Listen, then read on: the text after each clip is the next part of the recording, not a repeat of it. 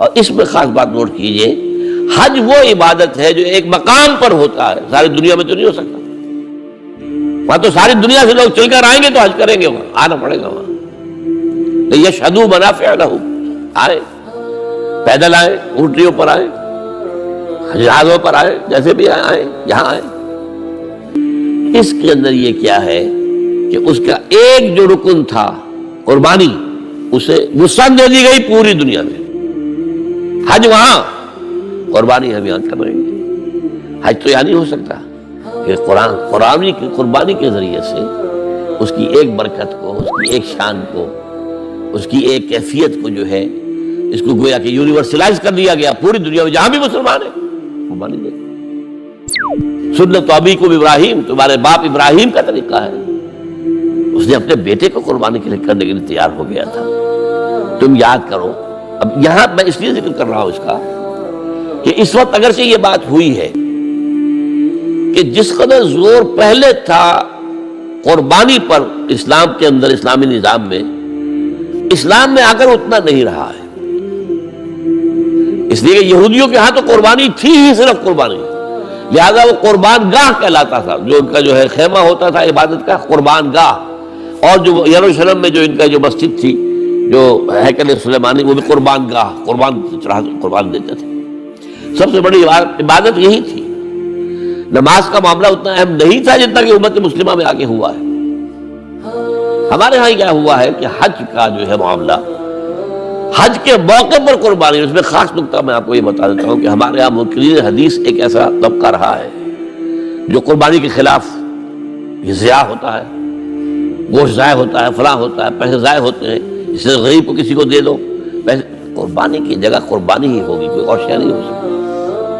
اور ضائع کہاں ہوتا ہے؟ یہاں کہیں ضائع ہوتا ہے گوشت؟ ایک بوٹی تک ضائع نہیں ہوتی، اس کی کھالیں ضائع نہیں ہوتی، اس کے روزے ضائع نہیں ہوتے۔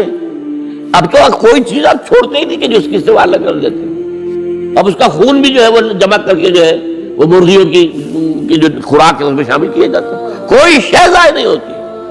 ہاں وہاں ضیاع ہوتا تھا، لیکن ایک دور تک بات کیا تھی کہ اس جگہ کے رہنے والوں کے پاس ذریعہ معاش کی اور تھا ہی نہیں۔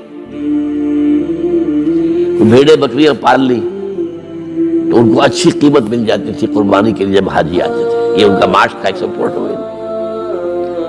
چلے آ رہے ہیں بکرے، حبشہ سے آتے تھے، جیسے ہمارے ڈیرہ غازی خان سے آ رہے ہیں، کہیں اور سے آ رہے ہیں، یہ قربانی کے جانور آتے تھے۔ پھر یہ کہ وہاں کے لوگ جو ہے وہ اس قربانی کے گوشت کو سکھا کر پورا سال کھاتے تھے۔ ان کے پاس تھا کیا؟ یہ للے تللے تو نہیں تھے جو آج ہیں، یہ تیل کی دولت ہے جس کی وجہ سے جو ان کے ہاں عظیم انقلاب آ گیا ہے، وہ آپ معلوم ہے۔ لیکن یہ تو 100 سال کے اندر اندر کی بات ہے۔ اس سے پہلے کیا تھا؟ یہاں کچھ بھی نہیں تھا۔ حاجی ہی جا کے صدقہ خیرات بھی کرتے تھے وہاں پر۔ حاجی ہی جو ہے وہ قربانی بکرا خرید رہے ہیں تو وہاں کے لوگوں کو نفع ہو رہا ہے نا۔ پھر گوشت کتنا کھا جائے گا حاجی؟ تو ظاہر بات ہے وہی کھاتے تھے، وہ کھڑے رہتے تھے۔ میں نے خود سن 62 کے اندر دیکھا ہے کہ کھڑے رہتے تھے بدو لوگ آ کر، اور جو بھی جانور دیکھا اس کو فوراً جو ہے وہ لے گئے۔ وہ تو زیادہ ہم لوگ جو کرتے تھے وہ جلدی سے اس کی وہ کھال اتروائی اور کلیجی نکال کے لا کے جو ہے وہ اس کو بھون کر کھا لیا اپنے کیمپ کے اندر۔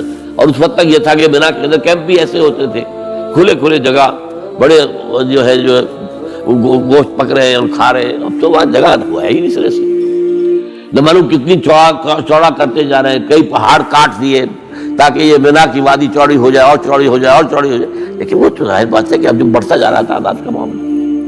لیکن یہ کہ یہ بالکل بکواس تھی کہ کچھ ضائع ہوتا، ضائع کہاں ہوتا؟ ضائع وہاں ہوتا تھا۔ اس لیے اس کو وہ کہتا تھا غلام احمد پرویزی کہ وہاں جائز ہے۔ بھئی وہاں تو تم جو جس کو جائز کہہ رہے ہو تو ضائع ہونے کا تو اگر معاملہ سب تو وہاں تھا۔ آپ کو یاد ہوگا یہ افغان جہاد جب ہو رہا تھا تو پورے بڑے 747 جہاز بھر کر قربانی کے گوشت کے آتے تھے یہاں افغانستان میں مجاہدین کے لیے، اور وہاں جو یہاں پہ جو ان کے وہ تھے مہاجرین تھے ان کے لیے پورے ان کے جو جہاز بھر کر آتے تھے، اتنا گوشت وہاں ہوتا ہے۔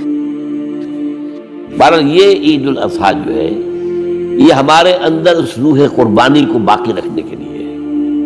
ہوا کیا ہے اس 1400 سال میں بدقسمتی سے؟ ایک طرف تو شکر ادا کیجئے کہ کم سے کم دین کا ڈھانچہ برقرار ہے. حج ہو رہا ہے 30 لاکھ آدمی حج کر رہے ہیں، عمرہ ہو رہا ہے لاکھوں آدمی عمرہ کر رہے ہیں. یہاں ہمارے یہاں 25,000 کا شہر اعتکاف آباد ہو جاتا ہے. چلیے اسلام کا ڈھانچہ تو کچھ نہ کچھ ہے نا، روح نہیں ہے. نماز و روزہ و قربانی و حج یہ سب باقی ہے، تو باقی نہیں ہے. عقل و دل و نگاہ کا مرشد اولی ہے عشق. عشق نہ ہو تو شرع و دین متقدہ تصورات. یہ روح جو ہے اللہ کی محبت، اللہ کے ساتھ وفاداری ہے، اللہ کے لیے ہر شے قربان کرنے کو تیار ہونا. ان صلاتی و نسکی و محیای و مماتی للہ رب العالمین. جب تک یہ روح نہیں ہوگی، اسی لیے فرمایا سورہ حج میں لن ینال اللہ لحومها ولا دماؤها ولکن ینالہ التقوی منکم.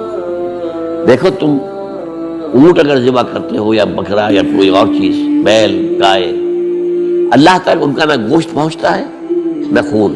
لن ینال اللہ لحومها ولا دماؤها ولکن ینالہ التقوی منکم. ہاں اگر تقوی تمہارے اندر ہے وہ اللہ تک پہنچ جاتا ہے. وہ روح تقوی وہ ہے نہیں.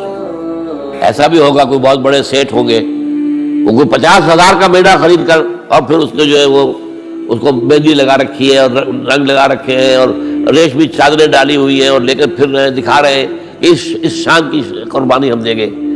یہ تو سب دکھاوا ہے. اگر وہ اس میں وہ روح نہیں ہے تو کچھ نہیں ہے، دے لگی اس کی کوئی قدر و قیمت ہی نہیں ہے. تو اللہ تعالی ہمیں ان عبادات کے اندر اصل روح جو ہے وہ پیدا کرنے کی توفیق عطا فرمائے.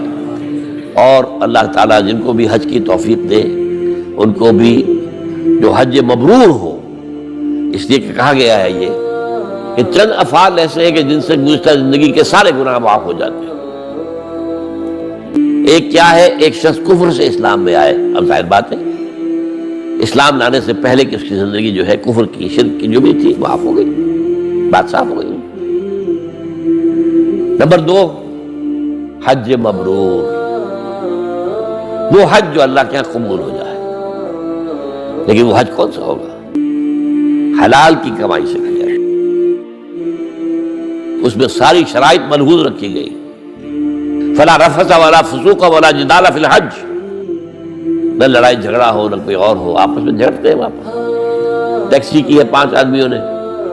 اب آپ کو معلوم ہے کہ پچھلی سیٹ پر 3 میں جو درمیان میں بیٹھا ہوا ہے وہ تو ایسے جیسے کہ اونٹ کے کوہان پر بیٹھا ہوا ہے.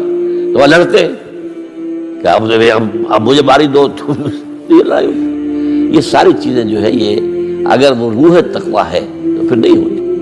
آپ اپنے بھائی کو اپنے اوپر ترجیح دیجیے اور اس میں اپنے ایثار کیجیے. آپ اپنے لیے اللہ تعالیٰ کے ہاں اجر و ثواب زیادہ بنوا لیں.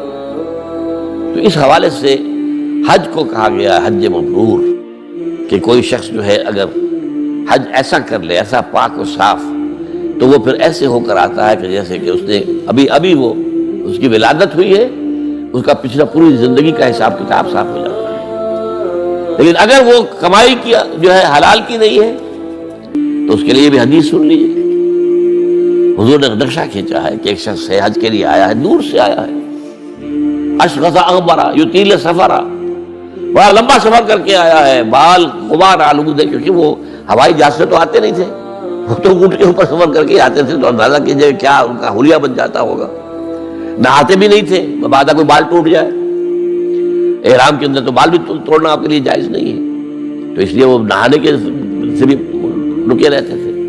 اسی لیے تو کہا ہے ثم لیقضوا تفثهم. پھر جب یہ سب تم کچھ کر لو تو پھر اپنا جو بھی میل کچیل ہے وہ دور.